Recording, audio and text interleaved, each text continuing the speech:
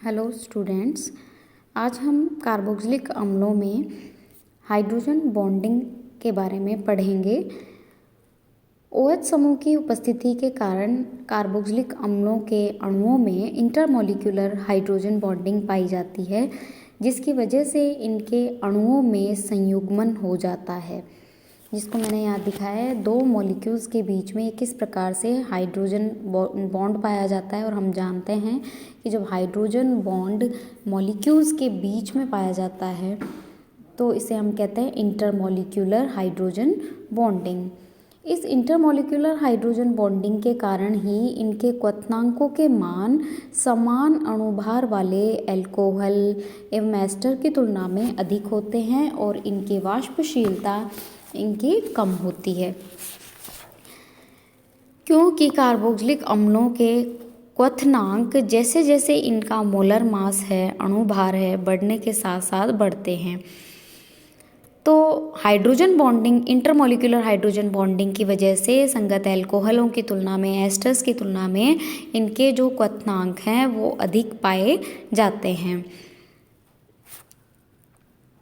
Carboxylic अम्लों में hydrogen बंध अलग प्रकार का होता है, क्योंकि शुद्ध कार्बोक्सिलिक अम्ल हाइड्रोजन बॉन्ड के कारण डाइमर यानी द्विलक के रूप में पाया जाता है।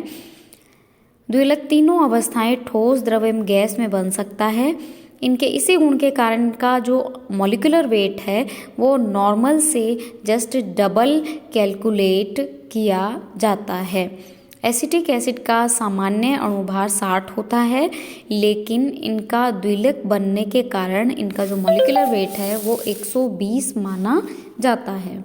इंटरमॉलिक्यूलर हाइड्रोजन बॉन्डिंग के कारण कार्बोक्सिलिक अम्लों का जो आकार है वो भी जस्ट डबल हो जाता है, जिस कारण वैन डर वाल बल का ज़्यादा डिस्पर्शन होता है। कार्बोक्सिलिक अम्लों के जो गलनांक हैं यानी मेल्टिंग पॉइंट्स हैं वो अणुभार बढ़ने के साथ नहीं बढ़ते हैं, बल्कि इनमें ऑल्टरेशन पाया जाता है, ऑल्टरनेशन पाया जाता है, जिसमें सम संख्या वाले यानी सममित क्रिस्टल संरचना कार्बोक्सिलिक अम्ल का गलनांक आसपास वाले अम्लों, एक कार्बन कम या अधिक से जनरली अधिक होता है। अब हम बात करते हैं कि कार्बोक्सिलिक अम्लों को बनाने की विधियों के बारे में देखते हैं, यानी प्रिपरेशन ऑफ कार्बोक्सिलिक एसिड। तो फर्स्ट प्रिपरेशन मैंने यहाँ लिखी है ऑक्सीडेशन ऑफ एल्कीन्स, यानी एल्कीन्स के ऑक्सीडेशन के द्वारा भी हम कार्बोक्सिलिक अम्ल प्राप्त कर सकते हैं। यहाँ पर जो एल्कीन में पाया जाने वाला कार्बन डबल बॉन्ड कार्बन है यानी द्विबंध है, वह टूटता है और एल्कीन्स को क्षारीय KMnO4 के साथ ऑक्सीकृत करा करके फिर उन्हें अम्लीकृत करने पर कार्बोक्सिलिक अम्ल बनते हैं। जैसा कि हमने यहाँ 2-ब्यूटीन लिया है और क्षारीय KMnO4 की प्रेजेंस में जब हम इनका ऑक्सीडेशन कराते हैं और तो हमें 2 मॉलिक्यूल एसिटिक एसिड के प्राप्त होते हैं।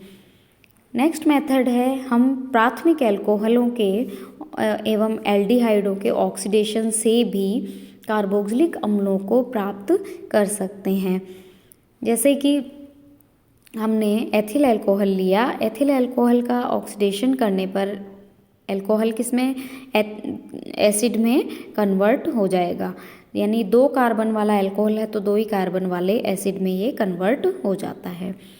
इसी प्रकार एल्डिहाइड का भी ऑक्सीडेशन करवा सकते हैं, नम Ag2O की प्रेजेंस में करवा दें तो क्या मिलेगा, हमें संगत अम्ल प्राप्त होगा ऑक्सीडेशन के बाद। सेम कार्बन वाला एसिड इनके ऑक्सीडेशन से प्राप्त होता है। नेक्स्ट मेथड है एल्किल बेंजीनों के ऑक्सीकरण के द्वारा एसिड प्राप्त करना, यानी by oxidation of alkyl benzenes.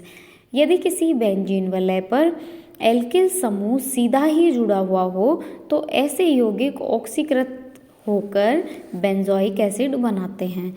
For example ये हमने C6H5CH2R रिएक्टेंट लिया, इसका ऑक्सीडेशन KMnO4 यानी क्षारीय KMnO4 के साथ अगर करवाते हैं तो क्या प्राप्त होता है, बेंजोइक अम्ल।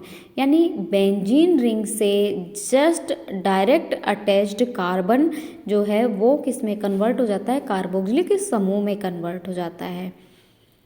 नेक्स्ट मेथड है मेथिल कीटोन के द्वारा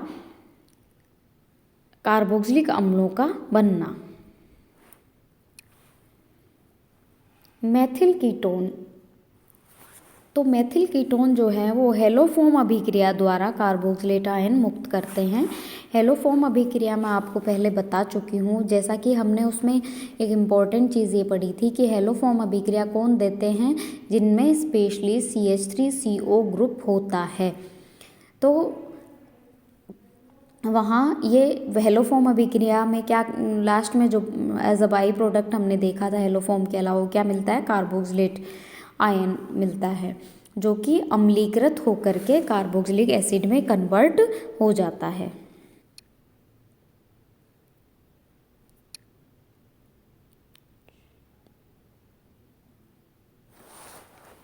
फ्रॉम साइनाइड्स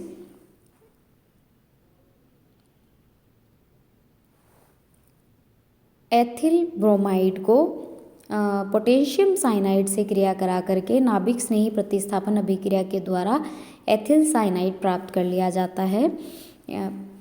फर्दर जब हम साइनाइड्स का पूर्ण जल अपघटन करवाते हैं तो साइनाइड समूह यानी CN समूह जो है वो कार्बोक्सिलिक समूह में कन्वर्ट हो जाता है। इसी प्रकार यदि हम बात करें ग्रिग्नार्ड रिएजेंट की, तो ग्रिग्नार्ड रिएजेंट के द्वारा भी कार्बोक्सिलिक अम्लों को प्राप्त किया जा सकता है। ग्रिग्नार्ड अभिकर्मक कार्बन डाइऑक्साइड से क्रिया करके मैग्नीशियम कार्बोक्सिलेट बनाते हैं, जो कि अम्लीकृत होकर जल अपघटित होने पर कार्बोक्सिलिक अम्ल का निर्माण करते हैं। तो हम सभी जानते हैं कि ग्रिग्नार्ड रिएजेंट को बनाने के लिए हम एल्किल हैलाइड काम में लेते हैं। इसकी क्रिया मैग्नीशियम के साथ ईथर की प्रेजेंस में कराई जाती है, तो हमें क्या प्राप्त होता है, ग्रिग्नार्ड रिएजेंट। जब हम इसकी कार्बन डाइऑक्साइड से रिएक्शन करवाते हैं तो प्राप्त होता है RCOOMgX। RCOOMgX यानी कि alkyl magnesium carboxylate alkyl magnesium carboxylate. और इसका फर्दर जब हम हाइड्रोलिसिस कराते हैं तो क्या प्राप्त होगा, एसिड यानी एल्केनोइक अम्ल। और MgX जो है वो OH के साथ यहाँ पर एज ए बाई प्रोडक्ट निकल जाता है।